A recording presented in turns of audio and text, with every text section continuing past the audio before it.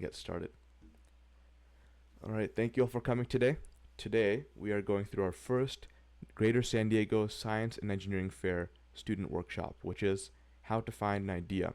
We're going to be talking about starting your project, finding ideas, resources that you have, and examples of past projects. So, this is in preparation for the 72nd Greater San Diego Science and Engineering Fair, which is going to be happening in about mid-March this coming year. And if you don't already know, the science fair is all about researching a problem that's interesting to you or answering a research question, connecting to the scientific community and doing research and making something new, and then having fun because you get to do something that you like the most in STEM, not something that you are forced to do in school or something else like that. You can pick whatever you like. Then, if you want some peer advising time, if you would like to talk with individual uh, volunteers who are teaching today, who are all past science fair competitors, then you can stay afterwards, and we will probably just do it in here. But yeah, we'll have some time at the end where you can talk to us as well. Here are some fair updates for how we're going to be doing the fair this year. So the fair date is March 18th, 2026. That's the Wednesday in person. Even though on the website it says like there's a fair week, the only day you have to take off of school really is Wednesday if you have school that week, because that's when the presentations are. The other days of the week there's not as much going on, and then the award ceremony will be right after on Thursday. Then you will need to use a new portal to create your project and submit it online based on the new website that's been made. And the that includes doing signatures for all the forms that you're going to need to submit for your project, depending on what your project is about. And if you didn't know, there's a screening process that you have to go through to participate in the fair. So you make a proposition of your project and you say what it's about. Upload that by the end of December. Ideally a bit before that, but the latest is the end of December. The review committee will look through it, and then you'll get to submit some more stuff a bit after that, like January through February, depending on your grade. And then you will also, on top of the slideshow that you might have expected to make, you'll also be making a notebook, which is like a very long document talking about all the steps of your project. And you'll need a backboard or poster, which you'll bring into the fair and use as an aid while you're presenting. And by the way, at any point, if you guys have questions, you can just type it into the meeting chat and we'll answer it.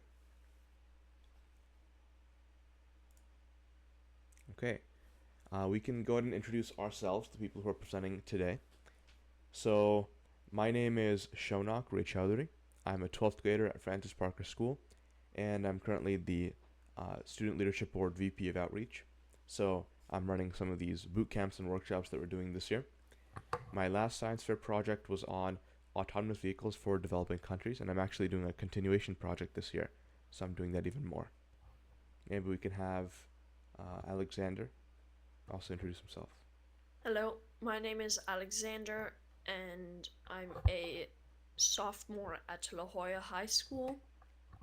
I have last year's project, or actually, I didn't do a project last year, but 2 years ago, my last project was using coffee grounds to see if they could strengthen the structural supports of like bricks.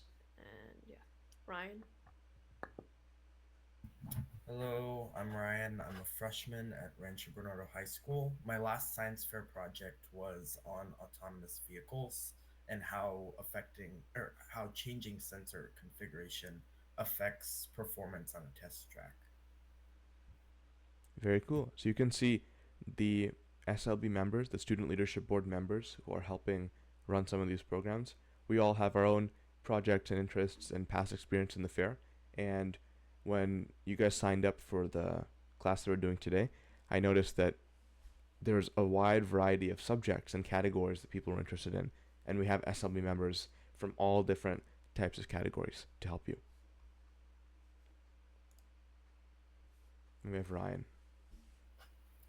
All right, so today we're going to work on finding a project idea, um, exploring the GSDSEF website and other resources for finding project ideas, and talking about the GSDSEF workflow.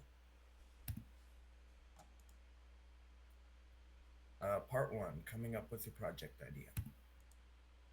So projects can come from all different areas of STEM, and a lot of these projects combine different or all of these areas. Like for example, my autonomous vehicle combined robotics, engineering, design, mathematics, coding.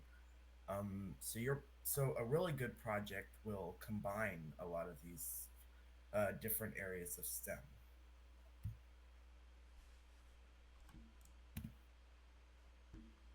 So when you're brainstorming ideas for projects, you'll want to come up with ideas that you're passionate about.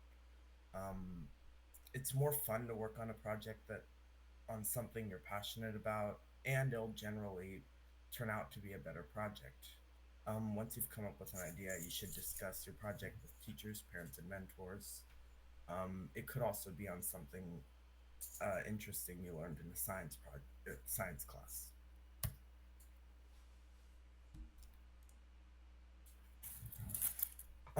So when you're coming up with a science fair project, you'll want to prompt yourself with questions. So like you'll want to ask yourself, what area in STEM are you interested in? What scientific questions puzzle you? How does X affect Y?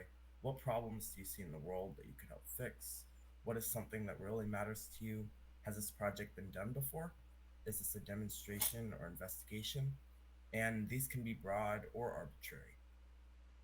And these help you figure out what kind of experiment you'll actually be doing.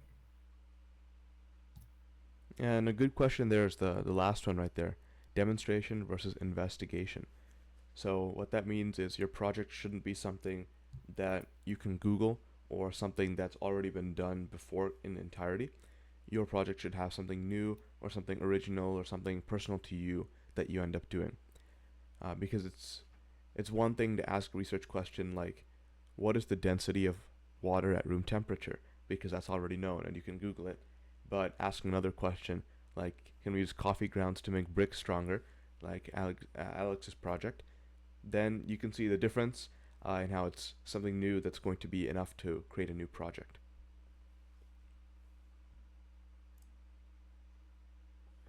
Okay, so there are a few base rules on choosing a science fair project and a few guidelines that you should follow. First of all, and most importantly, is safety first. If you do a project that could put you or anyone else at risk, it will probably be rejected and you won't be allowed to compete. Like there's a safety screening that you have to complete, and so if you're working with radioactive elements or something along those lines, you won't be admitted into the science fair. And it's for everyone's safety. Just be safe, and that's very important. Secondly, is the question, is it doable? There's a lot of questions that you may be asking yourself, but you want to be able to do something that is testable. Like Ryan's project on autonomous vehicles, he was able to code and like engineer an autonomous vehicle, but if it's something that's just so far fetched and you can't do it, it's more like you're not going to do very well. It might still be accepted, but it might just not do very well. Resources and budget, don't spend much money on it. Like, I don't know how much money you have spent, Ryan and Arang, but hold on, is my mic cutting out? No. Okay, sorry. Um, but you just don't want to spend hundreds of dollars on a science fair project. Thirdly, is no gender comparisons, but I feel like it's a bit more broad than that. Like, you don't want to do anything that's like offensive, if that makes sense. Like, you don't want to compare, like, does the average boy do better in sports than the average girl? Um, and lastly is if you're doing a human behavioral sciences project, you want to test with a significant sample size, because if you're testing with people with a condition that only affects like 0.01% of the world, you probably won't be able to access a significant sample size. So hold on, moving on. Yep, uh, that's all valid stuff. I'll address some of the questions I'm seeing in the chat now. One of those is I'm competing in the science fair in my class, and then the winner of that goes to the San Diego Science Fair. If we don't make it, do we still have to do and find the forms? Uh, I mean, you. I would still recommend that you compete if you're interested, but it's up to you guys and up to how your school does it. But yeah, you only have to do the forms if you're participating in the fair. Then Jack asked, "Can we look up an idea but then change it? Like if the plant soil affects the growth, could we think, be like, does the pot affect the growth of the plant?" Yes, you can change your project as you go. In fact, it's very common for things like the title of the project or the abstract or other things like this to change throughout.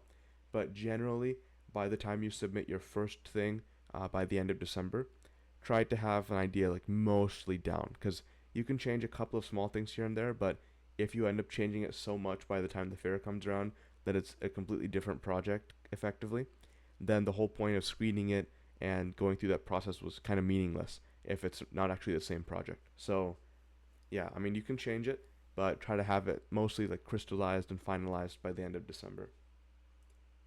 Then we had a question which is, what is a standard qualifier for how different a project needs to be from a previous project or idea? So there's a couple ways to think about this. One of them, I mean, the answer here is it's kind of subjective and it depends. It really depends on how much work you do because there's a lot of factors involved. But a couple of things you can use as things to measure symptoms of whether it's just copying another project or whether it's actually new. One of those is sources. If you're having to cite a lot of new sources that you didn't find in another paper or another project, that's a good sign that you're doing something new and you're thinking about it a different way than the original project or another researcher or another idea. On top of that, when you're practicing the presentation, if you're imagining yourself presenting this to a judge, uh, how much of it do you have to how much of your what you're saying is just summary of the other project and how much of it is something that you did or something that you found or research that you did. uh, if it's a lot of just explaining somebody else's project, or some other paper or some other idea, that's probably not a great sign. But if you're able to integrate a lot of new sources and you're explaining something in a new way where it's clear, like clear to a judge or clear to an external perspective that you did a bunch of important work here, then it should be okay, generally speaking, for the fair.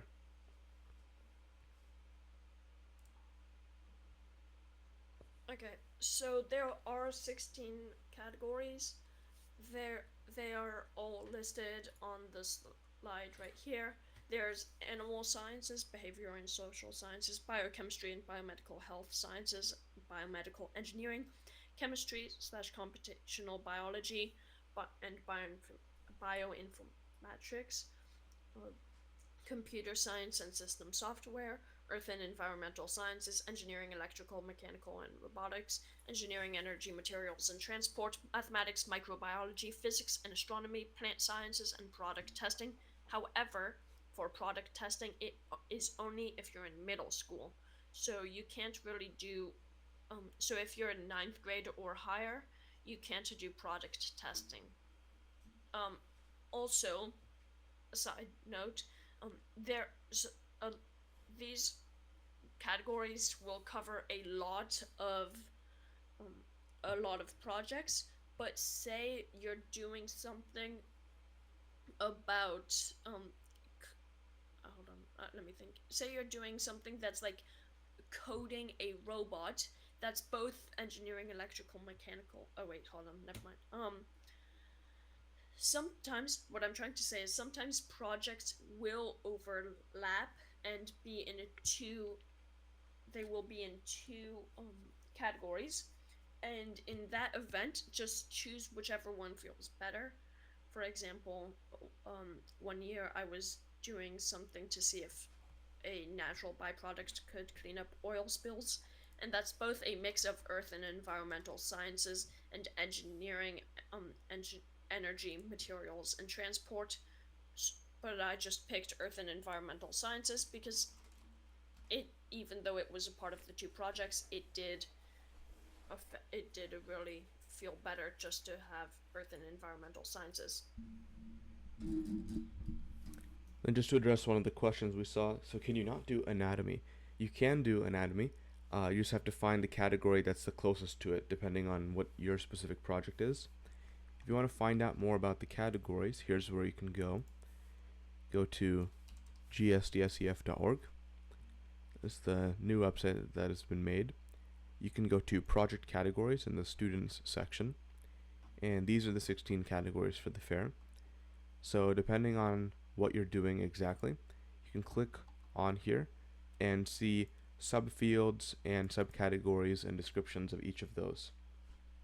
So if you want to do a certain category, or if you're curious, you can just check this. Also, addressing the anatomy question, um, anatomy would probably go under health sciences in the third bullet point. Um, if you have any questions, ask a teacher or mentor, or yeah, but I feel like it would be under health sciences under the third bullet point. Answered the question in the chat. The link to the website is just the same as the name of the fair, GSDSEF.org, and then you'll be able to see this.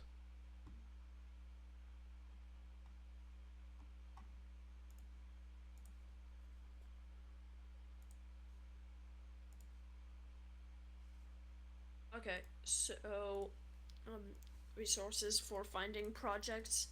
So first off, there's the website that he just showed you, gsdsef.org, and you can navigate it. It's you can go under students and resources, and then there's a few sections. There's sections for project types, websites with project ideas, and then it can also showcase projects from last year. Projects from last year is honestly, so for the projects from last year, you actually have to go to gsdsef.zfairs.com, and just a reminder, this is recorded, so you will be able to access these sites later.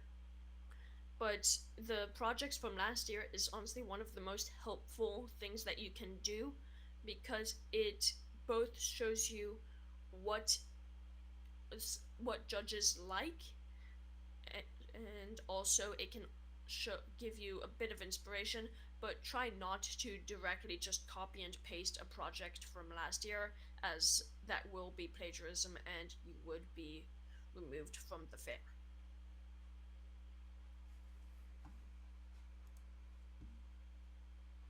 So, as I just said, the previous fairs are on gsdsef.zfairs.com. And did you just open it? Yeah. Let me open. Hold on.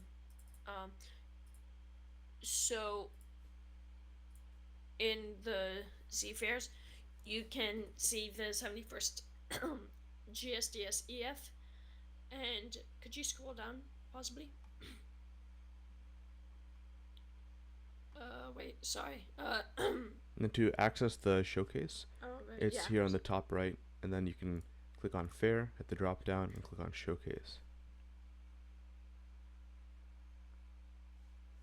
And you can also go under search filters, which is up, and you can go like senior projects, and you can, or junior biochem, or any category that you're interested in. And find what people last year, and this person got first place. You can also see the place that people got, which is rather helpful.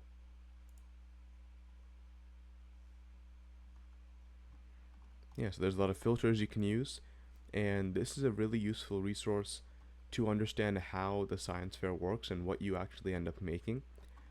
I know the website is it's got a lot of information, and we say a lot of different things during the boot camps and the workshops.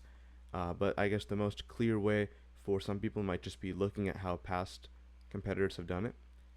Hey, there's my friend, and uh, you can see the slideshow.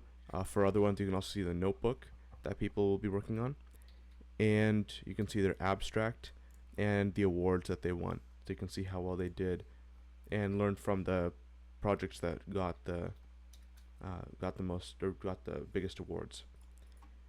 And this, you shouldn't use this as necessarily an idea bank for your project.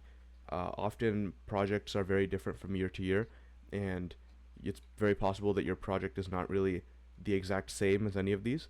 But what you gain from doing this and looking at these projects is that you can look at how things are usually formatted. Here's also my friend from Del Norte. You can see his notebook. You can see the slideshow that he submitted for the fair, and each of the diagrams and all that he put in and the math he did. And you can see the abstract. So this will help you understand what kind of things that the committees are expecting for you to submit to the project or to the fair. And there's Arnaf.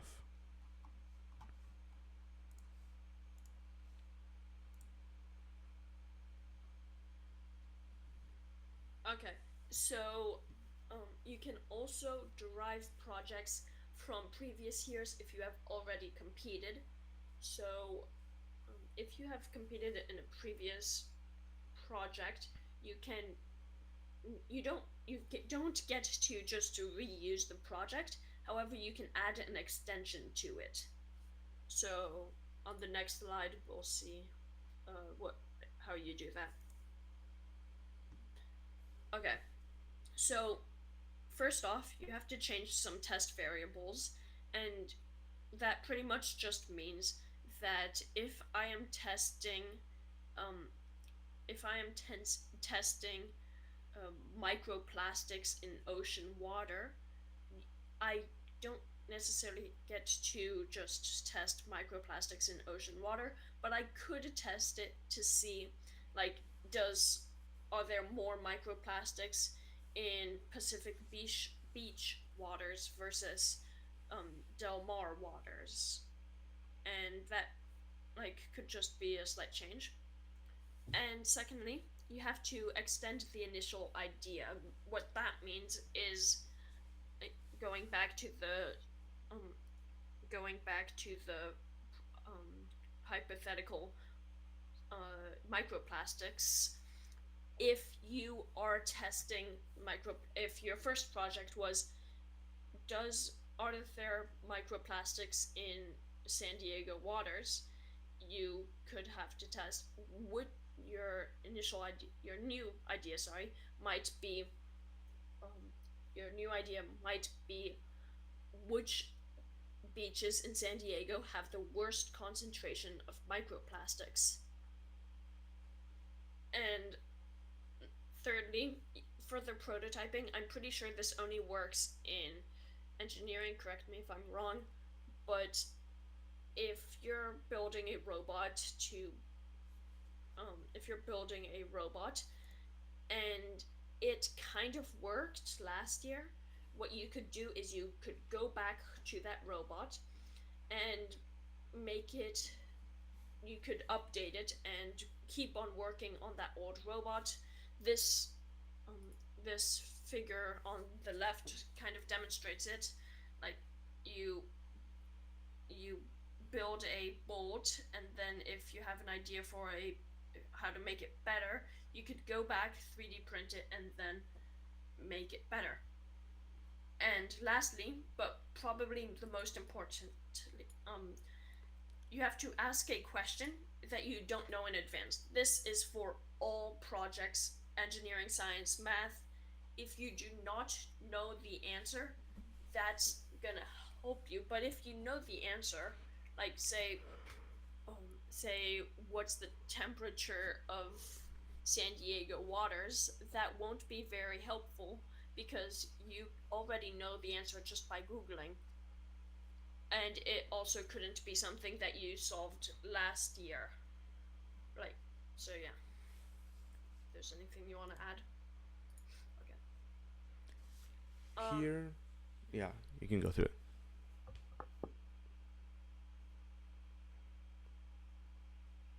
Okay, I'll go through it. Here's an example of a science project that you could use to take inspiration and make a new project off of. Let's say this is the original science fair project. So this very distinguished individual here talked about the effects of ibuprofen on the germination and growth of this organism, Latuca sativa.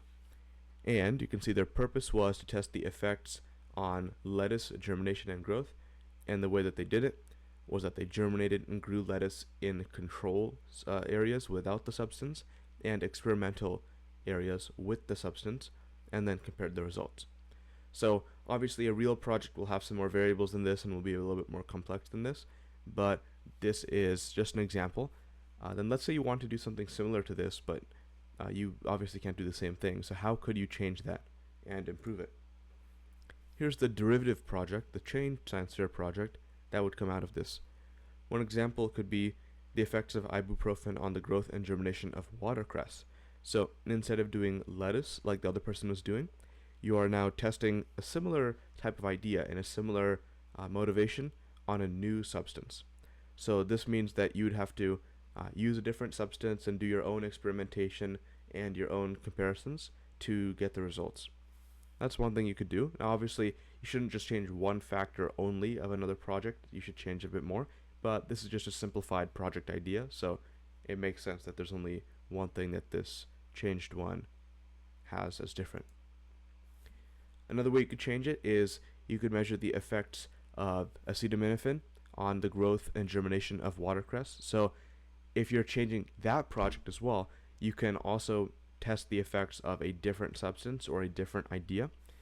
And yeah, it's a similar project, but then you test it with a different substance.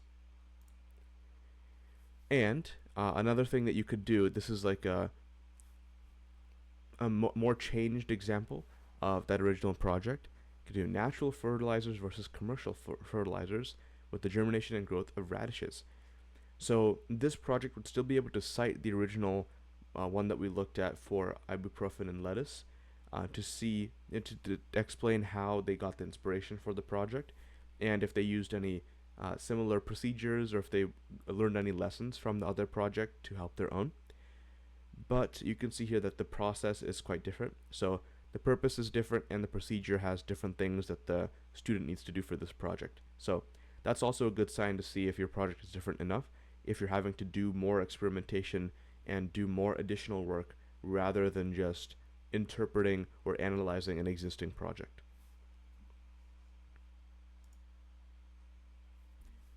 And here's an example for an engineering project. How do different surfaces of tennis courts affect the way the ball bounces? So the comparison here is that you try different surfaces of tennis courts and drop a ball, keeping like the same height and the same pressure downwards, and you see if it how it affects is the way that the ball bounces. And obviously, for this is also a simplified project. It's probably not very surprising that the ball will not bounce as high on grass and will bounce higher on a hard court. But in a real project, you'd probably have multiple of these things layered on top of each other. But you get the point. You're testing something, and you're building something to measure this. Here's what you could change and have it be a valid derivative project. So this example is studying the impact of running on different surfaces on the human body. So instead of looking at what these surfaces do to affect the tennis ball, you would instead be using these different surfaces and using lessons from the other project to measure effects on you as a human or on a human generally. So again, this changes one of the big things of the project. You just take one of the things, either the things that's being measured, the thing that is affecting a change, the one of the big variables in the project, and you switch that out for something else. That's a valid way to do this. And then, yeah, you could see the impact forces on the human body. Like, for example, depending on different surfaces that you're jumping in or running in, uh, would it, how would it hurt your bones the most, or how would it cause the most discomfort for someone versus how, uh, would it be tougher to run in grass because it'd feel like you're sinking down a bit more and it would be tougher to bounce back up. A lot of different things you can measure here. And then you can do the similar thing, compare with the same surfaces as the tennis ball project, but because you're doing a different measurement in a different project, you can still cite the other project and show that you got the idea of measuring across different surfaces from that, but then you would end up doing your own thing for this particular project. Okay, so next we're going to talk about how, once you have your project idea, how you can plan for it. So, science fair has like a guideline that you can follow. So first, you want to brainstorm ideas, do some background research, design an experiment, and figure out logistics. Pretty much what this means is, for the brainstorm ideas, you come up with ideas for what you think you want to do for the science fair.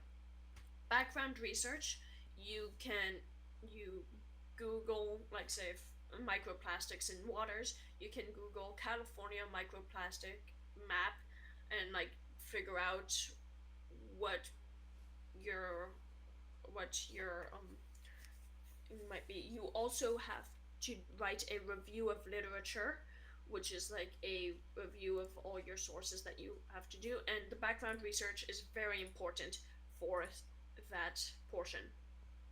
Design an experiment. That means you come up, okay, I'm going to test it by doing this, this, and that, and figuring out logistics is, how am I going to test? Next, you apply to SRC. I forgot what that stands for. A scientific review committee. Oh, yeah. And you fill out any necessary forms. ISEF pretty much just means, like, the ISEF form, I think, is if you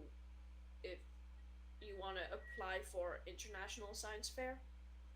Also, for some of the projects, because this Greater San Diego Science and Engineering Fair is affiliated with the International Science and Engineering Fair, there are a lot of regulations that overlap. So for a lot of things, we use the same forms as ISEF for some safety clearances. So even though it's an ISEF form, we also use them in other fairs. Next, you have to receive approval before beginning work. That is important because if you start to do work and you think, oh, my project is completely safe, I might as well start working on it before receiving approval, that could backfire really badly because they could say what you're doing is unsafe. You have to change out this piece for that piece, and you've already wasted time. And also, you can't use, like, you can't say, oh, I tested on this date, because the judges might see that you didn't get your approval until after that date, and they might kick you out. Next, you generate data. Pretty much that means you test and you see, okay, microplastics in Pacific Beach are worse than any other um, part of San Diego, and then, yeah, so you perform tests and you analyze data, and that pretty much all falls under the same category. Project quality and screening. So you write a report. If any of you have done any projects in science class, you know what I'm talking about. It's like a lab report. Um, you um, you have to screen it, and you also can start to practice speaking, because when the judges come around at Fair Week, you'll see you'll need to practice being able to speak about your project. And then in March, we will have the Science Fair week. That is pretty much on a Wednesday. We will be competing at Balboa Park, I believe, and you will just present your project to the judges, and it's a very important week. And then after that, you you can possibly continue post science fair, and you can some companies like Thermo Fisher offer an award in which you work on it over the summer, and you can still compete in different science fairs. You can also go to CSEF, which is California Science Fair, and possibly even go to ISEF.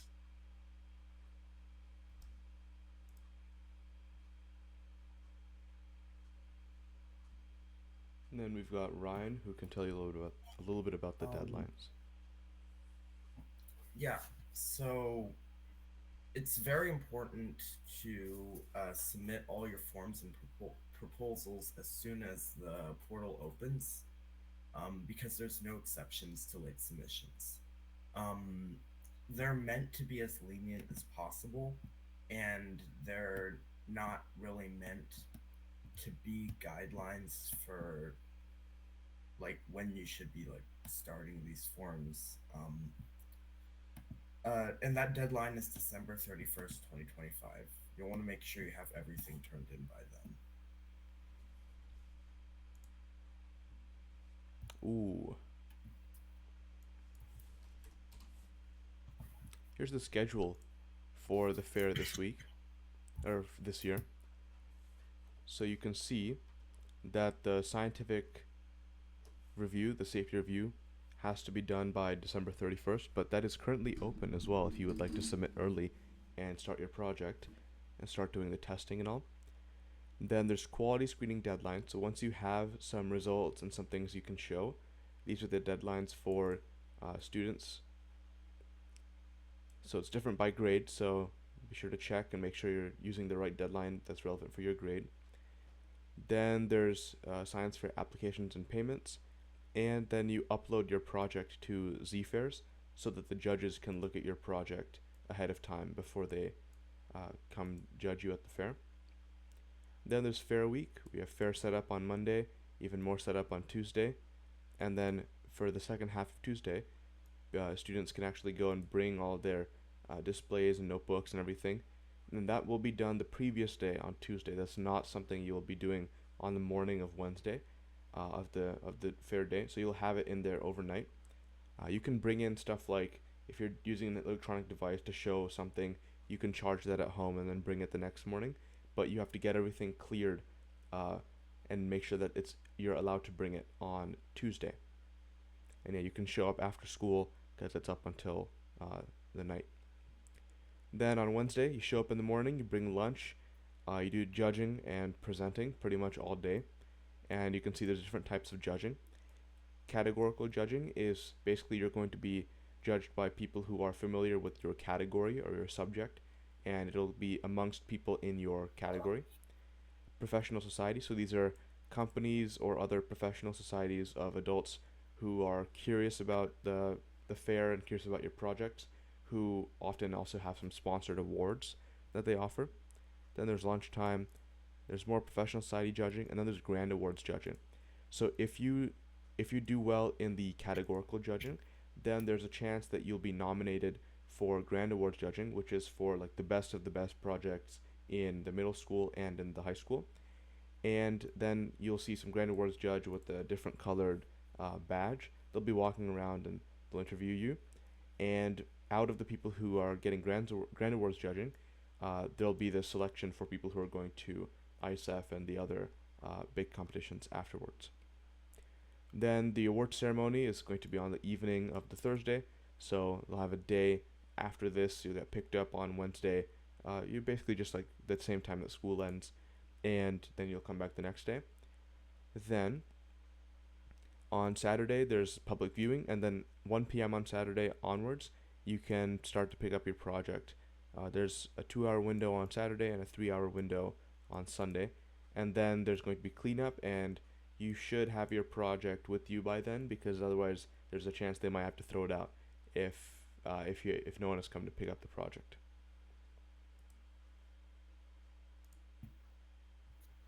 All right, so it's very important not to procrastinate. Very, very important. When did my first science fair project in eighth grade, my mentor, my eighth grade my eighth grade science teacher, actually made a schedule and due dates for each of the papers in the science fair. So I spent about a week just coming up with the idea, a week like coming up with the introduction and problem statement. Um, and I would have it structured that way so that I could spend a pretty decent amount of time working on a draft of each paper.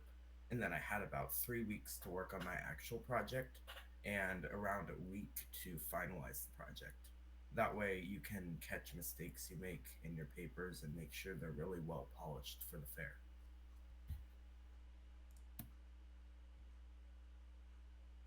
Okay, then we have some ways that you can receive help while working on your project. We're kind of reaching towards the end of today's workshop. So we actually have science fair mentors who are experienced SLB members, so students who have gotten a first award in the past.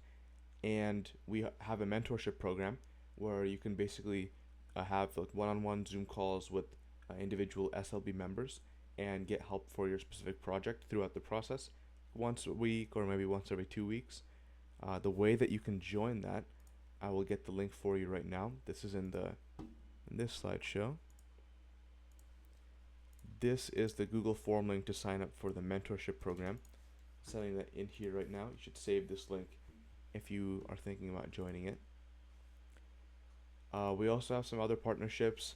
One of them is this is Arnav, our SLB president, was telling us about this. There's also something we're doing with programming that if anybody is involving programming in their projects, they can also get help there. And if you also would like to receive specific help in different subject areas, we were co-hosting the boot camps earlier this week with another organization called Project Next Tech, and they offer STEM classes for students in all different areas of STEM, all for free across San Diego. And you can check out their website as well right here if you would like to go to those. Now, they're not like science fair mentors, but they can help you learn skills that you'll be able to use in your project, or like a programming language or a CAD software or something like that. And yeah, don't be shy. There's always someone out there. I mean, one way to think about it, there's always someone who knows more than you, but there's always someone who is willing to help you and show you more about their field. Oftentimes, like adult professionals will also be willing to help students out, uh, whether it's just by like looking at the project very briefly or even like helping mentor a student, because people like it when you're interested in what they're interested in or you're interested in what they do. So uh, there's a few ways you can do this. This could be your teachers that can help you, parents or people that your family knows, or experts that you reach out to individually about your project that are relevant for your subject area. And yeah, and science fair and research and academia as a whole is a community, and getting mentored and peer reviewing and asking each other questions and learning from each other is a big part of how this whole system works. So this is something that we embrace for people who are participating in the fair. Okay, now we've officially come to the end of this workshop. We'll still be here for a little bit more time to answer individual questions and talk individually, just through the microphone. But this is the second workshop. It's going to be September 20th. So that's 2 weeks. Yes, 2 weeks from now. Same time, 9:30 to 10:30 a.m. And we're going to be talking about the scientific method, the engineering design process, and how to get from a problem to results. And for details on how to sign up, if anyone in here did not fill out this workshop form, then we do not have your email address. So if you did not fill out this form, I encourage you, here I'll send the link again, you can fill this form out just so we have your email address, and then we'll advertise or send you guys the link to the next workshop and information about that to everyone who has filled out this Google form. So if you've not done that, please make sure to do that. But yeah, other than that, That's in 2 weeks, and you'll get an email with information about how to join that. That's pretty much all I've got. And if you have any questions on anything involving projects, you can talk to us now for about 10 more minutes, or you can email us at gsdsefslb@gmail.com. Or, of course, we've shown you on the website there's a ton of other information that you can use for your project as well. Thank you very much.